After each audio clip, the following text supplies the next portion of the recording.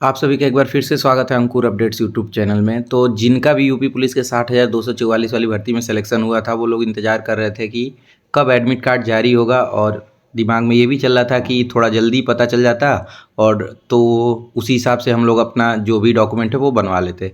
तो कल से ही एक एडमिट कार्ड कह सकते हो उसको, नोटिस मत कहो, ये वायरल हो रहा है और इसमें ये बताया जा रहा है कि ये जो एडमिट कार्ड है वो महाराजगंज ज़िले का किसी कैंडिडेट का है, क्योंकि उसमें ज़िले का नाम लिखा हुआ है। और जो इसमें एडमिट कार्ड में डेट दिया हुआ है मेडिकल का वो 26 अप्रैल दिया हुआ है। आप ये भी नोटिस कर रहे हो कि यही जो एडमिट कार्ड है वो सभी लोगों के पास है, मतलब जितने लोग भी जानकारी देने वाले हैं उन सभी लोगों के पास है।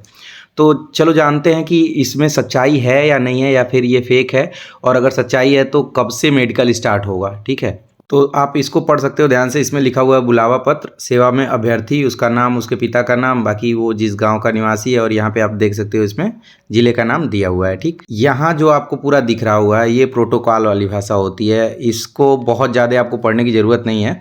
मेन जो है वो नीचे इसके लिखा हुआ है, देखो, ऐसे अभ्यर्थी जिनके नाम चयन सूची में हो से नियुक्ति प्राधिकारी द्वारा चिकित्सा परीक्षा में उपस्थित होने की अपेक्षा की जाएगी। मतलब ये है कि जब एडमिट कार्ड आपको दे दिया जाएगा या फिर बुलावा पत्र जारी कर दिया जाएगा तो आपसे क्या उम्मीद की जाएगी। ऐसा तो है नहीं कि आप किसी शादी में उस दिन चले जाओ। उम्मीद यही की जाएगी कि नहीं भैया, उसी दिन आपको आना, अपना मेडिकल कराना है, अगर आपको नौकरी की ज़रूरत है। अगर नहीं है तब तो कोई बात है नहीं।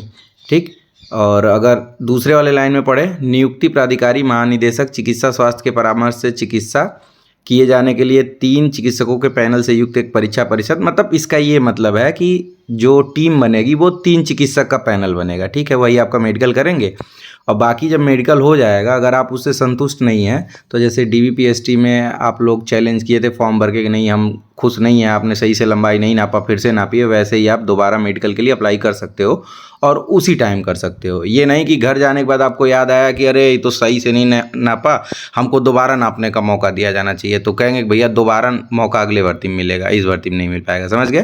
तो हो गया मेन चीज़ें।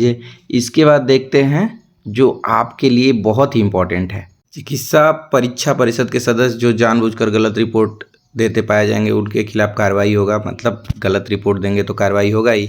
ठीक है, अब यहाँ देखो लिखा हुआ है, उपरोक्त के क्रम में आपको निर्देशित किया जाता है कि आप चिकित्सीय परीक्षण हेतु दिनांक 26 अप्रैल को पुलिस लाइन जनपद महाराजगंज में 9 बजे जनपद के नोडल अधिकारी से संपर्क कर गठित चिकित्सा परिषद के समक्ष उपस्थित होना सुनिश्चित करें। साथ ही उसके ये अभिलेख लेकर पहुँचे। मतलब ये है कि इस लड़के का जो मेडिकल होना है वो 26 तारीख को होना है। तो इसका मतलब ये नहीं है कि 26 से ही स्टार्ट हो रहा है। जैसे देखो बहुत सारे लोगों को मिलना स्टार्ट हो गया होगा, कुछ लोग शेयर ही नहीं करते हैं, वो सोचते हैं कि उनका पता नहीं क्या चुरा लेंगे हम लोग उससे। अब उनको ये पता नहीं है कि जब शेयर नहीं करोगे भाई हर चीज़ पता की जा सकती है, लेकिन एडमिट कार्ड जब आपके पास आएगा तो आप ही तो बताओगे। चलो धन्य है इस बालक या बालिका का जो मतलब किसी तरीके से अपना डिटेल तो बताया, ताकि आप जो लोग गांव में बैठे हैं जिनके पास कोई साधन नहीं है उन लोगों तक तो पहुंचे ये जानकारी।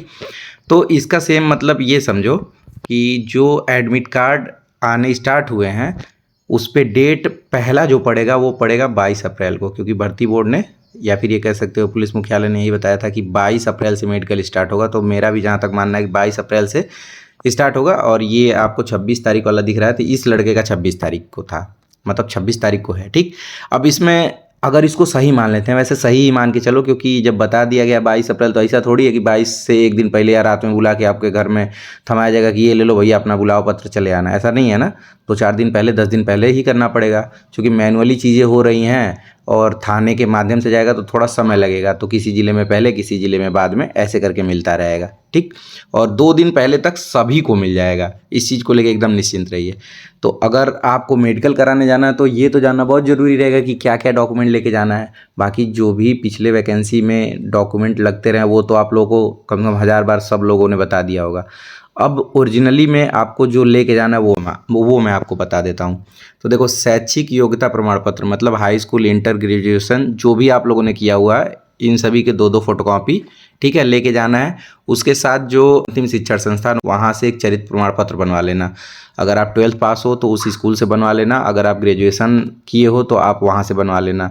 समस्या आएगी उन लोगों को जो लोग 12th प्राइवेट से किए हुए हैं। तो प्राइवेट से अगर आप बनवा भी लेते हो जुगाड़ से, भैया हमारे तो परिचित हैं उनसे हम बनवा लेंगे, तो मान्य नहीं होगा, क्योंकि आपका कैरेक्टर तब पता चलेगा ना जब आप रोज़ स्कूल गए हो। आप स्कूल नहीं गए हैं, पेपर देने गए हैं, तो आपका कैरेक्टर कैसे पता चल जाएगा। समझ गए होंगे आप मेरे कहने का क्या मतलब है। तो अगर आप उसके बाद बाद ग्रेजुएशन किए हो तो ग्रेजुएशन का चरित्र प्रमाण पत्र बनवा के लेके चले जाना।